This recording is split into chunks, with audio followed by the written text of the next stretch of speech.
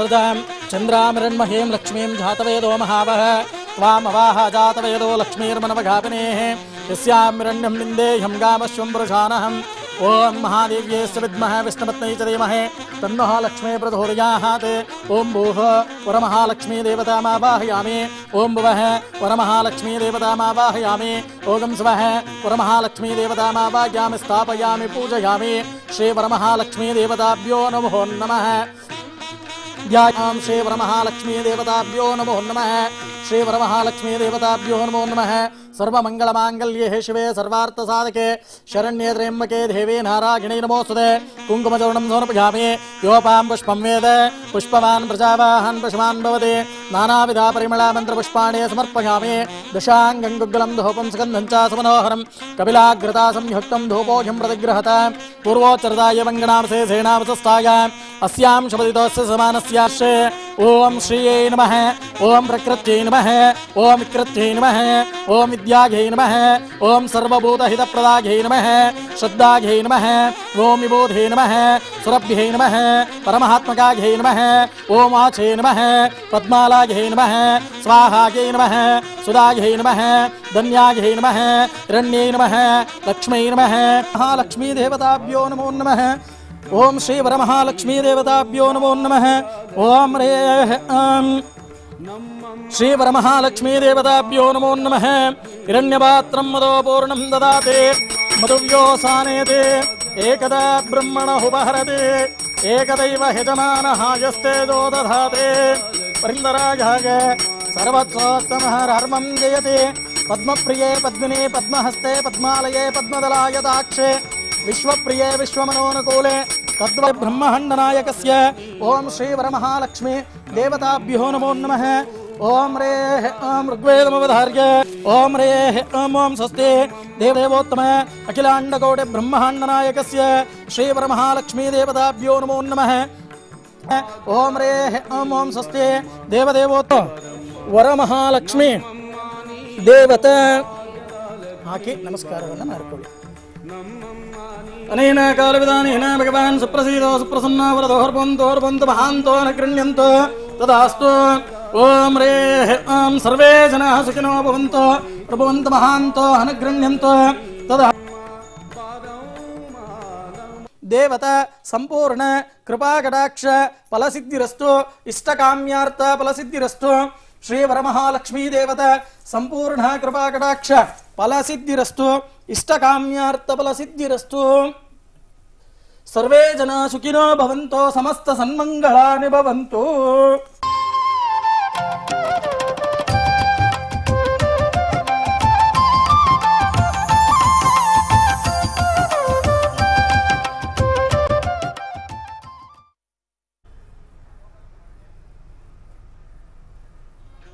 ಅಲ್ಲ ಐಶ್ವರ್ಯ ಒಂದೇ ಅಲ್ಲ ದಾಂಪತ್ಯದಲ್ಲಿ ಸುಖ ಗುರುಜಿ ಹಾಗೆ ಇನ್ನೊಂದೇನಂದ್ರೆ ಕೆಲವ್ರ ಮನೆಯಲ್ಲಿ ಈಗ ಕಳಸವನ್ನ ಹೂಡಿ ಅಥವಾ ಕಳಸ ಇಟ್ಟು ಮಾಡುವಂತ ಪೂಜೆನ ಕೇವಲ ಫೋಟೋ ಇಟ್ಟು ಕೂಡ ಮಾಡ್ತಾರೆ ಕೆಲವರು.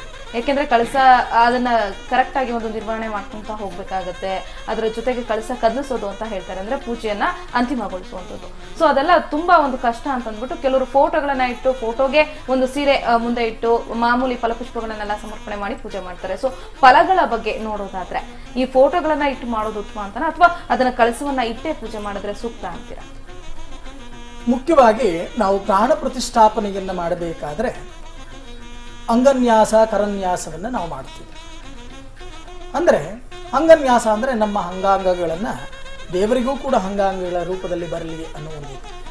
ಇವತ್ತು ಯಾವುದಾದ್ರೂ ಒಂದು ದೇವರ ಪ್ರತಿಷ್ಠಾಪನೆಯನ್ನು ಮಾಡತಕ್ಕಂಥ ಸಮಯದಲ್ಲಿ ನೀವು ಯಾವುದಾದ್ರೂ ದೇವಾಲಯದ ಕುಂಭಾಭಿಷೇಕದ ಸಮಯದಲ್ಲಿ ಬೇಕಾದ್ರೆ ನೋಡಿ, ಅಲ್ಲಿ ಅಂಗಹೋಮ ಅಂತ ನಡೆಯುತ್ತೆ. ಹೃದಯಕ್ಕೂ ಕೂಡ ಹವಿಸ್ಸನ್ನು ಕೊಡ್ತೇವೆ. ಆದರೆ ತುಂಬ ಒಳ್ಳೆಯ ಪ್ರಶ್ನೆಯನ್ನ ನೀವು ನನ್ನ ಮುಂದೆ ಇಟ್ಟರೆ, ಫೋಟೋಕ್ಕೆ ಪೂಜೆ ಮಾಡಿದ್ರೆ ಫಲ ಬರುತ್ತಾ ಅಥವಾ ಕಲಶಕ್ಕೆ ಪೂಜೆಯನ್ನು ಮಾಡಬೇಕಾ? ನೋಡಿ, ಇದೇನಾಗತ್ತೆ ಅಂದರೆ, ಒಂದು ಶಿರಕ್ಕೆ ಎರಡು ನೇತ್ರ.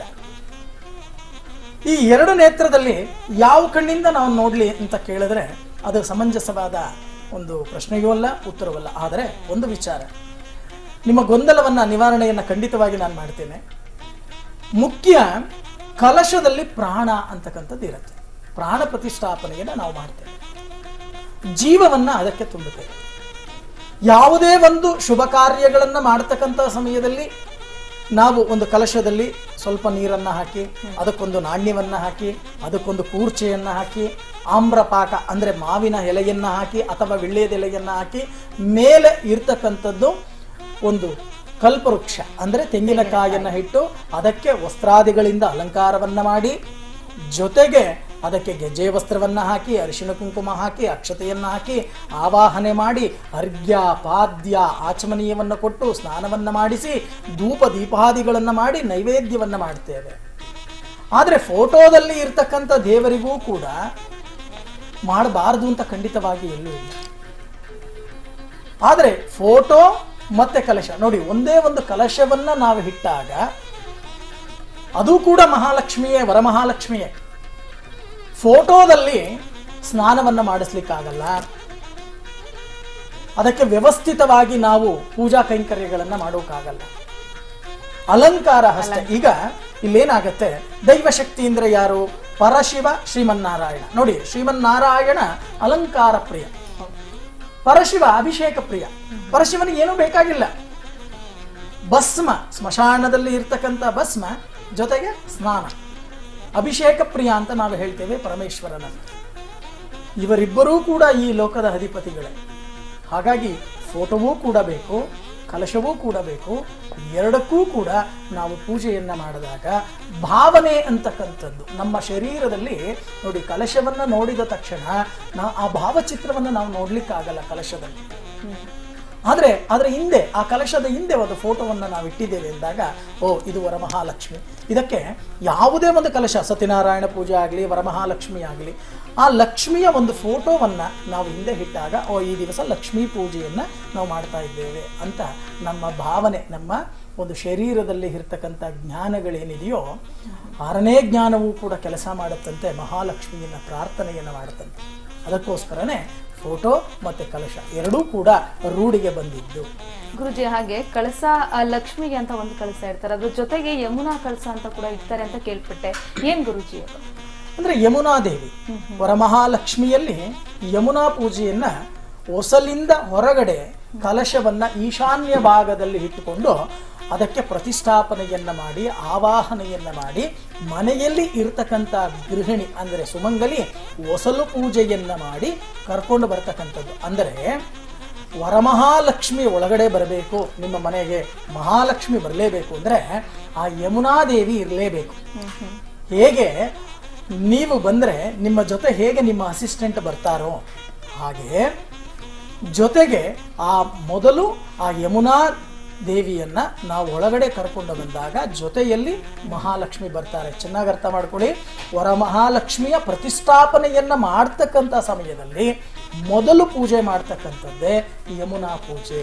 ಆ ಯಮುನಾ ಪೂಜೆಯನ್ನ ಮಾಡಿ ಈಶಾನ್ಯ ಭಾಗದಲ್ಲಿ ಕಲಶವನ್ನ ಹೂಡಿ ಹೊಸಲು ಪೂಜೆ ಮಾಡಿ ಹೊಸಲನ್ನ ದಾಟಿಕೊಂಡು ಬರ್ತಕ್ಕಂಥದ್ದು. ಆ ಹೊಸಲನ್ನ ದಾಟಬೇಕಾದ್ರೂ ಕೂಡ ಒಂದು ಪದ್ಧತಿ ಇದೆ. ನಮ್ಮ ಗ್ರಾಮೀಣ ಪ್ರದೇಶಗಳಲ್ಲಿ ಪದ್ಧತಿಯನ್ನ ನಾವು ನೋಡಿದಾಗ ಒಂದು ಸೇರಿಟ್ಟು ಆ ಸೇರಿನ ತುಂಬಾ ಆ ಪ್ರಾಂತ್ಯದಲ್ಲಿ ದೊರೆಯತಕ್ಕಂಥ ಧಾನ್ಯವನ್ನ ಇಟ್ಟು ಅದರ ಮೇಲೆ ಒಂದು ಬೆಲ್ಲದ ಹಚ್ಚನ್ನ ಇಟ್ಟು ಅದರ ಮೇಲೆ ಒಂದು ಫಲವನ್ನ ಇಟ್ಟು, ತೆಂಗಿನಕಾಯಿ ಆಗಬಹುದು ಅಥವಾ ನಿಂಬೆಹಣ್ಣು ಆಗಬಹುದು ಅಥವಾ ಯಾವುದೋ ಒಂದು ಫಲ, ಆ ಫಲವನ್ನ ಇಟ್ಟು ಅದನ್ನ ಯಮುನಾ ಕಲಶ ಹಿಡಿದಿರ್ತಕ್ಕಂಥವರು ಬಲಗಾಲಲ್ಲಿ ಒಳಗಡೆ ಒದ್ದು ಅವರು ಬಲಗಾಲಿಟ್ಟು ಒಳಗಡೆ ಆರತಿ ಮಾಡಿ ಒಳಗಡೆ ಬರ್ತಕ್ಕಂಥ ಪದ್ಧತಿ. ಅದನ್ನ ಕೆಳಭಾಗದಲ್ಲಿ ಪ್ರತಿಷ್ಠಾಪನೆಯನ್ನ ಮಾಡ್ತಾರೆ ಯಮುನಾದೇವಿಯನ್ನ.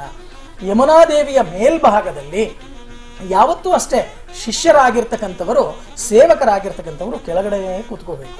ಆಮೇಲೆ ಮೇಲೆ ವರಮಹಾಲಕ್ಷ್ಮಿಯನ್ನ ಪ್ರತಿಷ್ಠಾಪನೆಯನ್ನ ಮಾಡತಕ್ಕಂಥ ಪದ್ಧತಿ. ಇದು ನಮ್ಮ ಪೂರ್ವಿಕರು ಹಾಕಿಕೊಟ್ಟಿರ್ತಕ್ಕಂಥ ಮಾರ್ಗದರ್ಶನ.